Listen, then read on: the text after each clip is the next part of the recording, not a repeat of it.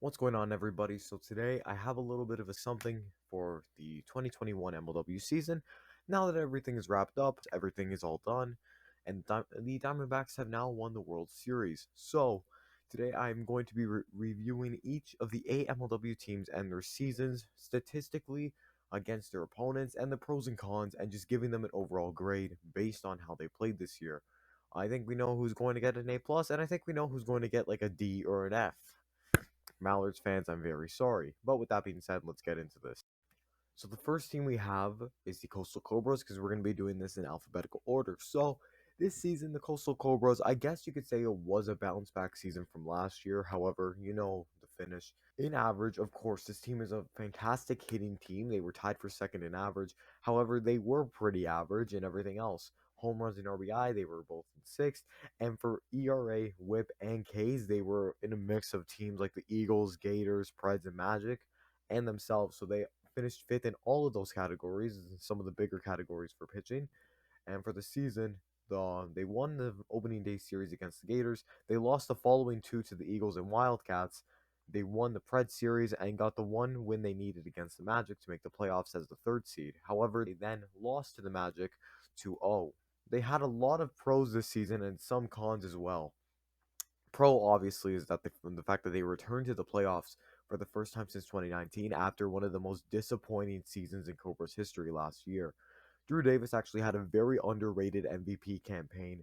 On the mound, he was really locked in, and even at the plate, he was hitting a lot of home runs. I think he had 10 on the year. Drew's ability to stay in the series and remain level headed in game three and not give up even when they're down like 2-0 in the series against the Eagles, for example, against the Magic, for example, Drew was able to lock in and did what he had to do to make sure his team got that last win, because it does not matter as long as you come away with one win every series, you're still going to be in the hunt in MLW. You need to win a couple series, but as long as you come away with one win and don't get swept, your chances still look pretty damn good. So that was good for the Cobras to stay level headed and not be giving up halfway through the series. The cons, however, the inconsistent play as a team. There were a lot of good series and there were a lot of mediocre series where the team was, they were somewhat in it, but they could have done better. And Durand's absence really contributed to this. When Durand is present, the team is so much better, in my opinion. Um, they really were missing him in the ALDS, and that did cost them the season. Gus's playing time. As much as he may be a bit of a meme player, he did prove in the regular season series against the Magic that he could actually be a really good number two arm for this team. And hitting wise, there's room for him to improve, but he actually does have an abundance of potential that we've seen. Finally, they went winless in the playoffs once again. That was probably their biggest con, because come on, even if you do make it as a 3 seed, win one game in the ALDS.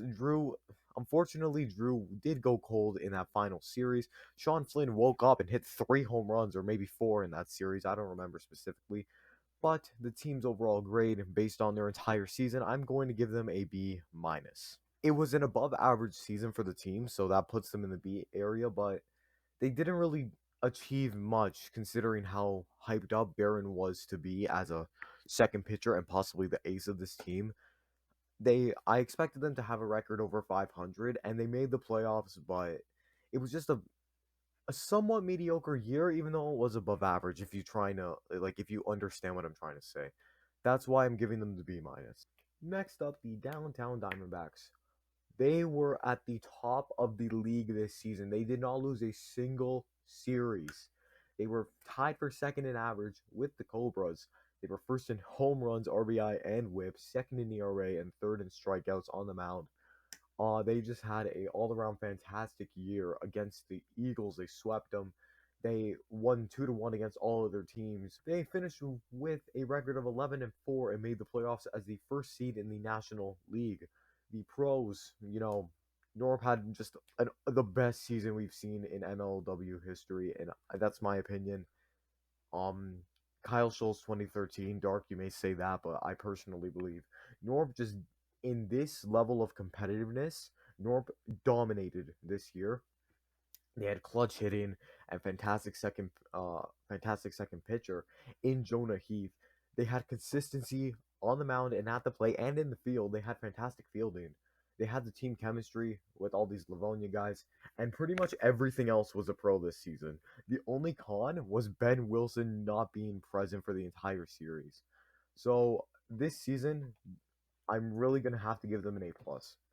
They won the World Series. They did not lose a single series, nor had an MVP season. Great second pitcher and another consistent hitter in Jonah Heath, and Michael Shimo was a perfect complementary guy who actually hit a couple bombs and the walk-off single in the World Series. Ben Wilson did contribute with a couple grand slams here and there. So, you know what? They had a really, really good season, almost a perfect season, and that's why they get the final grade of an A plus. All right, next up we have the Eastern Eagles. Considering we thought this team would be the bottom feeders of the NL, they didn't do too bad this season. Um, Statistically as a team, they didn't do that well. Sixth in average, they tied for fourth in home runs, but they were at the bottom in everything else. ERA sixth. Dan tried to bounce back from his horrible opening day series against the D-backs. From there, eighth in RBI, seventh in WHIP, and seventh in strikeouts. However, after the loss to the Diamondbacks 3-0, they did have a more consistent season. I think after the Cobras series and Mallards, they got to 5-4, and then they just finished with a 3-3 record in the second half. You know, it was a bit of an all over the place season, but the main idea this year was to develop the young guys, get Dallas Allen and Blade Walker in the lineup, and really see what they have to offer. They made the playoffs as the second seed in the NL with a record of 8-7, and now here we are with the pros and the cons. So they did surpass the general expectations because we thought they'd be the bottom feeders of the NL. Dan had a quiet MVP caliber season. At the plate, he actually really improved as the season went on, and on the mound after the D-back series, he was back to the normal knuckle drop, dirty, filthy Dan that we're used to. Dallas Allen and Blade Walker's development and potential, they showed exponentially how much they really do have both at the plate and on the mound.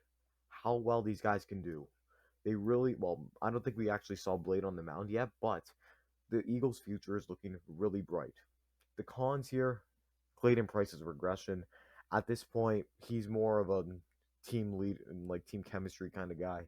He, unfortunately, his wiffle ball days are coming to an end. Dan's inability to have a core three. The entire season, he was rotating guys in and out.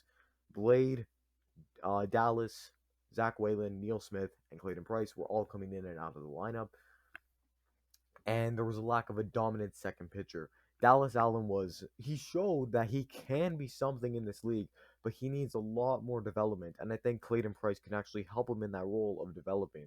So if Price, steps back next season takes more of like a pitcher's, pitching coach approach to the team, I think that would really help. So for considering what we expected of the Eagles this year and how they did make the playoffs. They nearly gave the reigning champs a run for their money in the NLDS, although they lost 2-1. Considering what we expected, they really do earn their final grade of a B plus. Next up, the 2020 champions, the Great Lakes Gators. I wouldn't say they had an all over the place kind of season, but statistically, well, they maybe did. Fifth in average, and they were third in home runs and RBIs. So obviously they were behind the Wildcats and Diamondbacks because those were the two dominant teams. And then they were thrown in the pit of like the mediocre to above average teams in the Cobras, Predators, Magic, Gators, and Eagles. So they were in that pit as well. Fourth in ERA, sixth in WHIP. However, they were first in Ks, which I guess really surprised me, and that was a lot of the work that Chris Cheatham did on the mound. First three series, they lost all of them 2-1, but then they bounced right back up to 500 after they swept the Midwest Mallards. They did lose to the Eagles 2-1, but they still made the playoffs as the third seed, won the NLDS, and unfortunately, they did kind of get a little bit demolished in the in the 2021 ALCS against the new reigning champions, the Downtown Diamondbacks. Now, the pros, obviously, Brendan Zerlag's breakout season, his most improved player campaign. At the plate, he really stepped up, and he's really proving to be the player that we expected him to be out of the AAA season back in 2018. Cheatham's consistency on the mound, he had maybe a couple one-off games, but he really was dialed in, and Jorgensen wasn't. So that was so just having Cheatham really be dominant on the mound and help like carry this team a little bit on the pitching aspect of things does contribute a lot to their success. They did have a strong batting lineup now that Zerlag's not a liability, and Jorgensen still hit the odd home run here and there. All these guys now had the ability to hit, and they were behind probably the Wildcats and Diamondbacks, the scariest lineup in MLW. They did have a very strong chemistry as Brendan Zerlag really got to connect with Chris Cheatham and Brendan Jorgensen over the 2020 season and even over the course of the offseason. You can see how much those guys want Zerlag to succeed and vice versa as well. So they were really good. Cons, unfortunately, Jorgensen and Cheatham both had some bad pitching stretches here and there. Jorgensen finally came around and looked like his dominant 2020 self against the Mallards, and I think even against the Magic a little bit. He limited them to like, what was it, 5 runs in 6 innings, so it wasn't that bad. A lack of depth beyond the core three. They didn't have a draft pick, and Bixby was nowhere to be found. So they're going to add to their team, hopefully with maybe another Trenton guy, maybe Zerlag scout somebody. But they can definitely use somebody other than Jorgensen, Cheatham, or Zerlag. Say one of them are either unavailable or possibly get hurt.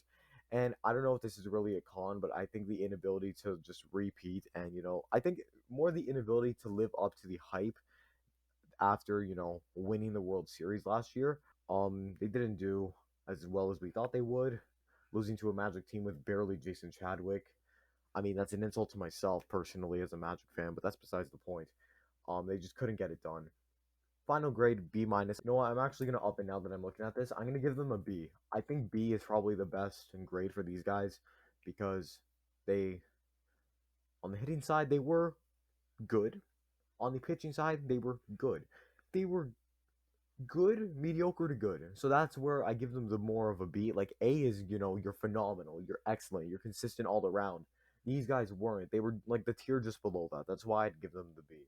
All right, so next up we have the Metro Magic.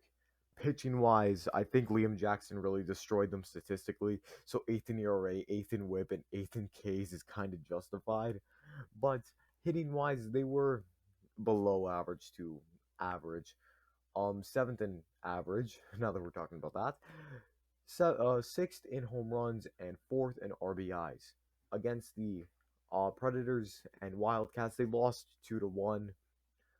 However, they really did put together some strong series against the Gators and Diamondbacks. Where Diamondbacks they actually could have won that series. Um, Jamie Norp just hit that walk-off home run, and they still could have won in extras. However, against the Cobras, 2-1, them, they were able to finish that up. But that was mainly because they made the playoffs as the 2 seed in the American League with the record of 7-8. That's due to the tiebreaker that they had over the Cobras because they won that series based on the move that they made to acquire Trevor Bonham at the very last minute, just before the last set of series had begun. Jack Agner's managerial moves to acquire him and James Swanson, who actually did really well on the mound, in my opinion, in that series against the uh, Diamondbacks. He had, I believe, like 6 strikeouts in that game, so it was really good for him. I think he'd be a really good, backup option just in case Chadwick or Bonham are to get hurt. Chadwick's two-way game has always been excellent.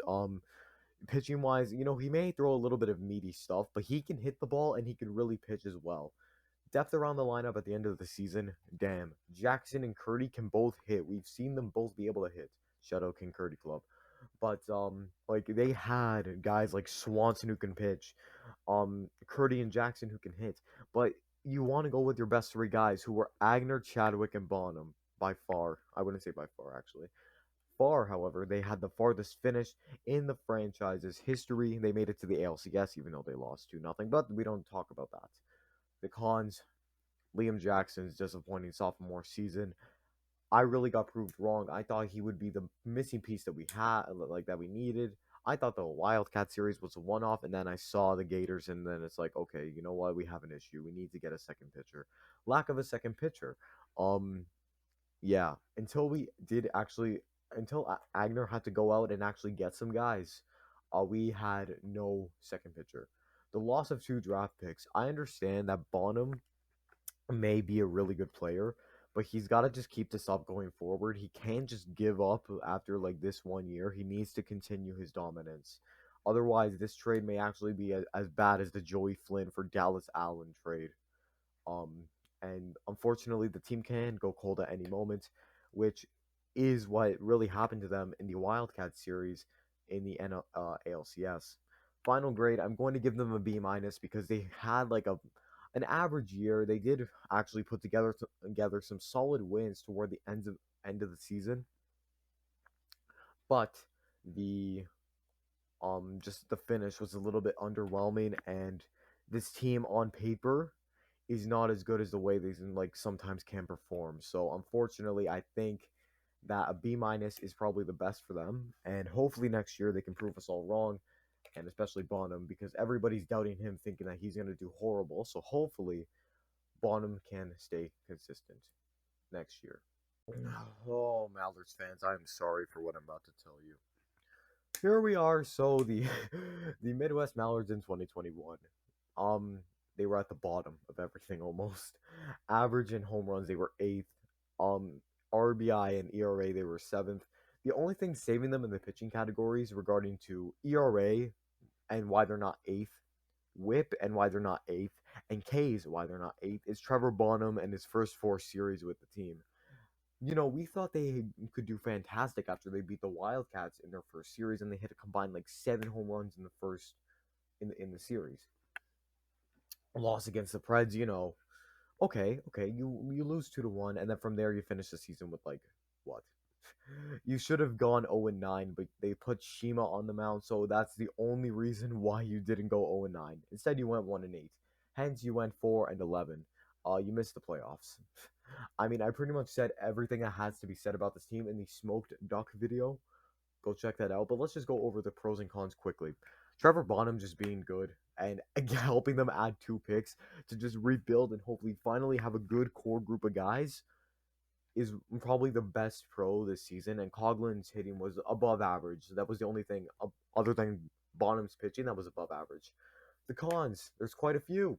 They lost 9 games dating back from the final game against the Preds all the way to the second last game of the season. They had the lack of a reliable second pitcher. Irwin was okay. Nah, he was below average, unfortunately, and he didn't live up to the second overall hype. And Coughlin was just a disaster on the mound. He also refused to play Davenport. And I think Brendan, like B Deasy, this isn't even a joke at this point. He actually can be something in MLW, and it sucks that he really couldn't show his stuff until when there was like no point left, when they were at the end and they had no point of return. Irwin and Bonham just had like 3 hits from the Pred series to the Gators series. They struggled in 9 straight games and got 3 hits combined. That's not good for 2/3 of your lineup. And finally, the worst record in franchise history. Yeah, it just 4-11, man. They've gone so like downhill ever since that 2017 World Series that hopefully they can make a comeback. Otherwise, final grade, just because of Trevor Bonham being good enough to give them 2 picks, extra picks, I'm gonna say final grade D plus. Just because Trevor Bonham and Tommy Coughlin's hitting just slightly helped overlook the fact that they were atrocious this season, other than the first series. We thought they had hope, they did not. The Pacific Predators. They were average to above average, if we can see by their stats. Fourth in every major hitting stat, and then third in ERA, WHIP, and fourth in Ks. So that's really good, in my opinion, considering the level of talent we're still dealing with in this league. Okay, so they did go 7-8 this season. They went 4-2 in their opening 2 series against the Magic and Mallards. And then the Diamondbacks, they lose 2-1. Cobras, they somehow lose 2-1. And Wildcats, because of Nick Saylor's existence, they lose 2-1. And due to some ridiculous tiebreaker, which I can't even say that it's not a good idea. to how like it wasn't the best way to tie break because it does in a way make sense because we're running out of ideas here. Um, like they were tied in so many categories, the Magic, Cobras, and Preds, but the Preds, unfortunately, they missed out on the playoffs just because of the strength of their opponents from the NL. So they did miss out with a 7-8 record. However, they did technically tie for second. So the pros this season, hitting core, they did really bounce back. Russell and Warda were hitting the ball, especially Cratch continued to keep it up, and McGlade actually proved to be really, really solid as an undrafted pick. McGlade did have a strong season, as I said, both on the mound and at the plate, and I think that Rudy Ramirez, he had more of an effect on the team's morale and just the way they were, you know, the mindset that the team had because they struggled without him. They were 4-2 with just his presence there, and they unfortunately went 3-6 without him. So I think Warda, just Ramirez being there does actually help the team. And I think I could tell when, Warda's said like this kind of thing on the Twitch streams. The cons, Warda unfortunately didn't like ever realize that he should have been going with a hot hand on the mound. Every time Crouch would lose game one and McGlade would have a good game two, he'd go back to Crouch for game three. I understand Crouch is your ace, but you need to go with the man who is doing the job for your team and getting as many wins as you can. The inability to hit when Crouch pitches, okay, well, that's also a big factor of what their struggles are, man. Crouch just couldn't, like, get the run support that he needed to win. Unfortunately, the bats would go cold, so that's not really a positive thing. The absence of Rudy Ramirez, as I said, probably had a very negative effect on the morale of the team at some points.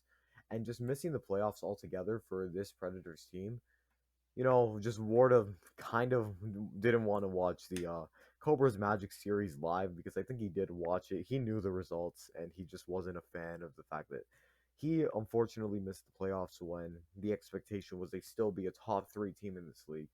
Unfortunate to see these guys go down, but what are you gonna do? So B minus is what I give them because they had, I think, maybe even a better season early on than the Magic did. I think the Preds and Magic had very identical seasons. Even the Cobras, they all had like some of the same good moments and the same bad moments. They all had strong pitching and all had like some mediocre pitching. They had some run support, they had no run support. Those three AL teams were caught in such a mess together that they all pretty much get the same grade of a B, B minus. That's what the Predators get, a B minus, and there's one AL team left to cover. You know who that is. I present the eternal dynasty, the Western Wildcats, that at this point we all started trashing if they were going to win the World Series. However, we can see that they were a really damn good team due to their statistics. First in average and ERA, second in home runs, RBIs, and WHIP, and they somehow were only sixth in Ks, which is kind of surprising because Nick Saylor was striking out a lot of guys somehow.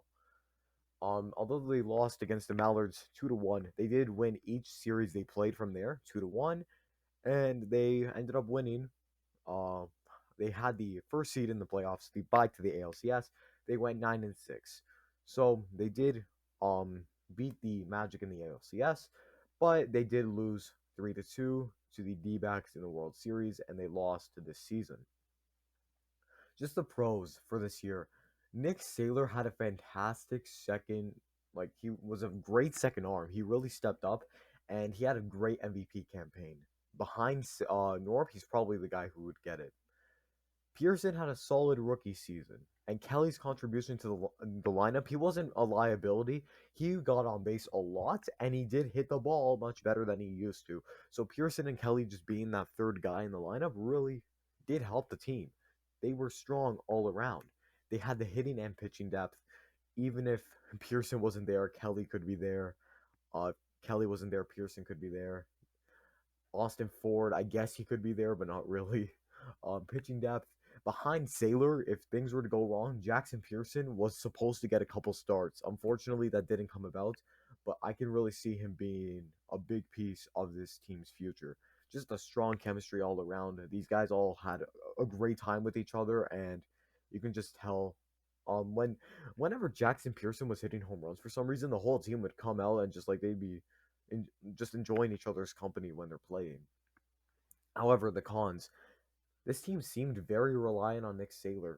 He missed one game against the Preds, and they kind of didn't do too well in that game. They got shut out and they lost 2-0. So I guess Nick Saylor just, like, the Wildcats need him more than he needs the Wildcats at this point. Kyle Schultz had some issues at the plate this season. He wasn't hitting as consistently as he used to. He did have the home run almost in every series, but he wasn't the guy that, we remember carrying the Wildcats when we needed him to. Well, when they needed him to. Pearson, for the first couple series he played, he was a bomb or bust. Either he'd hit the home run or he'd strike out. After a while, he started focusing less on the home run ball, and he was hitting a lot more, singles to center, which really did help these guys score the runs that they needed. And finally, cons, Austin Ford. I don't even understand the point of that signing. I get that I wish he had a better season. He played in 2 series. I don't think he recorded a single hit, and if he did, congratulations, you had a 0.91 maybe, average at best, which is kind of sad because, like, you seem like a fantastic guy and you really boost the morale of the team. Just overall, the Wildcats had a fantastic year. They just ran into the D-backs. A couple struggles here and there, but they did what they needed to do. That's why I'd give them the final grade of an A-. They did good, really good at some points, almost fantastic, but they just couldn't get it done. This was probably the most talented Wildcats team, and they still couldn't get it done. So that's my review on each of the MLW teams for this season. You know what? There's a lot of teams that can look forward to the future, and they have so much better that's coming for them next season. And there's teams who are looking to just keep up the dominance. So I'm going to be reviewing the MLW just season as a whole for, the MLW brand and more what happened. I'm going to be reviewing that at some point later in the winter. But off-season content, I'm gonna have a lot of that coming, as well as some more like personal content. But I want to thank you all very much for watching this video. It's going to be a much longer one than usual. I know, I'm looking at every single clip I record. It's 4 minutes of me talking, so that's going to be a very long video.